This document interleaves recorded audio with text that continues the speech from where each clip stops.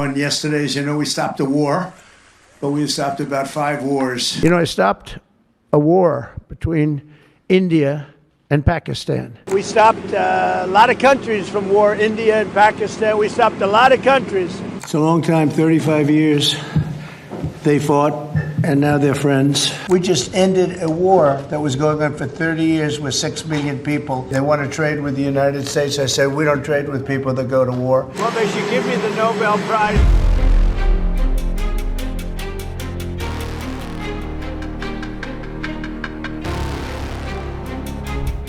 As President Donald Trump doubles down on his record as the peacemaker-in-chief, his assertions of ending 6 later 7 wars across the globe have come under increasing examination.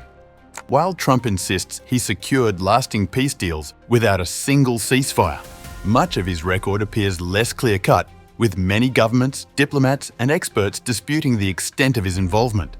The president has now ended conflicts between Thailand and Cambodia, Israel and Iran, Rwanda and the Democratic Republic of the Congo, India and Pakistan, Serbia and Kosovo, and Egypt and Ethiopia. Here is a closer country-by-country look at Trump's self-professed victories on the world stage.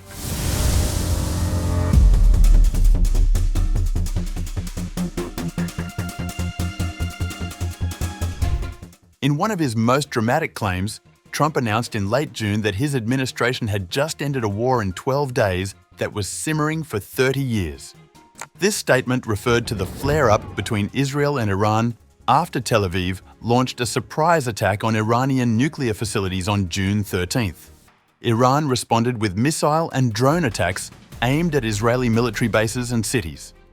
Trump ordered American strikes, codenamed Operation Midnight Hammer, including bunker buster hits on Iranian military targets before announcing a US-brokered ceasefire. Israeli PM Netanyahu nominated Trump for the Nobel Peace Prize. While Trump claimed victory, critics argue that the conflict remains unresolved. Iran's regional posture has not fundamentally shifted, and with sabotage attacks attributed to Israel reported across the country, experts caution that the fragile truce hardly constitutes permanent peace.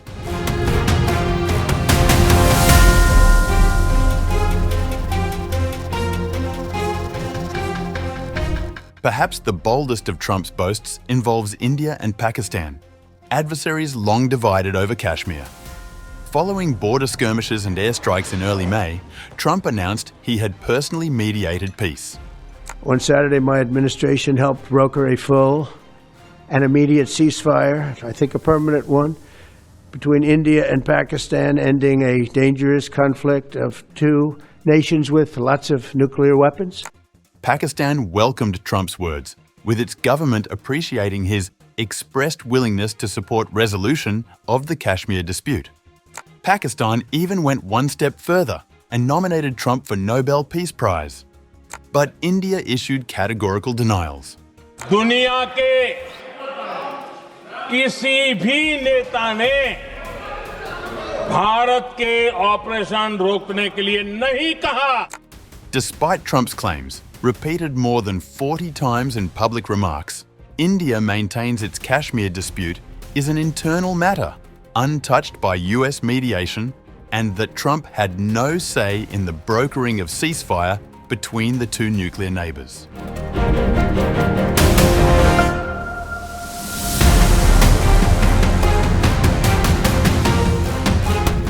In late July, 3 days of border fighting between Thailand and Cambodia drew Trump's self-proclaimed intervention.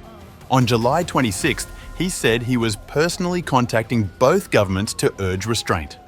There's a lot of great settlements, including the recent one, as you know, with Cambodia, A ceasefire was indeed reached on July 28th, though credits leaned more toward Malaysian Prime Minister Anwar Ibrahim, who formally mediated talks. Still, Cambodia's Prime Minister Hun Manet nominated Trump for the Nobel Peace Prize, lauding his extraordinary statesmanship. Experts, however, remain skeptical.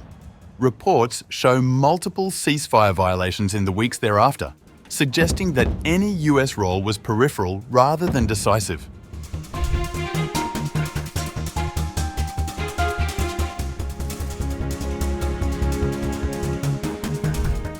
On June 27th, Rwanda and the Democratic Republic of Congo signed a peace agreement in Washington, hailed as a US-brokered breakthrough. This is a great day for Africa, and quite frankly, a great day for the world. I won't get a Nobel Peace Prize for this, but the people know, and that's all that matters to me. The deal was signed in the Oval Office with Trump, Vice President J.D. Vance, and Secretary of State Marco Rubio present. While the arrangement allowed US investment access to Congo's mineral-rich east, Congolese President Félix Tshisekedi credited the diplomatic progress to African leadership rather than Washington. Experts added that the agreement was fragile, as past deals between the two neighbours have unravelled swiftly.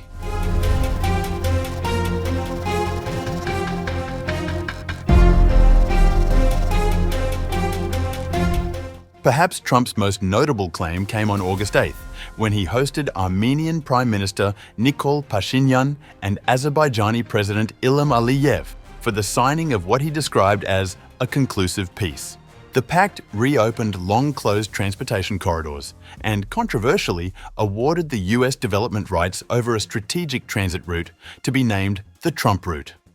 While Trump celebrated the symbolism of the handshake in the White House, analysts cautioned that Russia's waning influence in the Caucasus, more than US negotiation skills, created the conditions for such an agreement.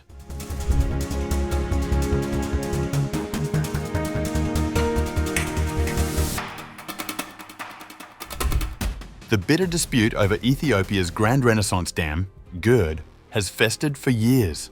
Trump stepped in during July, siding with Egypt's concerns that the Nile's water flows could be jeopardized. Egypt's President Abdel Fattah el-Sisi thanked Trump for his keenness on reaching a just agreement. Yet, Ethiopia remained firm, with officials warning that US interference risked derailing multilateral talks. Ultimately, no binding agreement emerged from Trump's involvement, and Ethiopia proceeded with declaring the dam completed.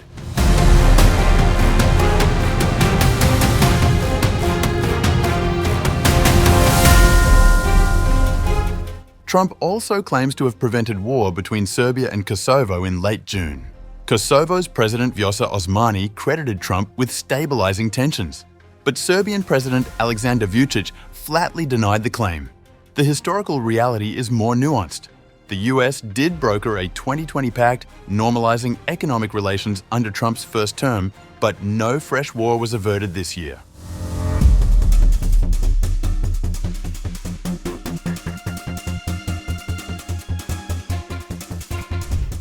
As Trump turns his focus to Ukraine, his insistence on peace deals rather than ceasefires appears at odds with his own history.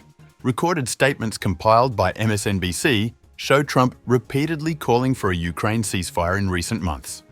But in meetings with President Volodymyr Zelensky, Trump reversed position. I don't think you need a ceasefire. You know, if you look at the 6 deals that I settled this year, they were all at war. I didn't do any ceasefires.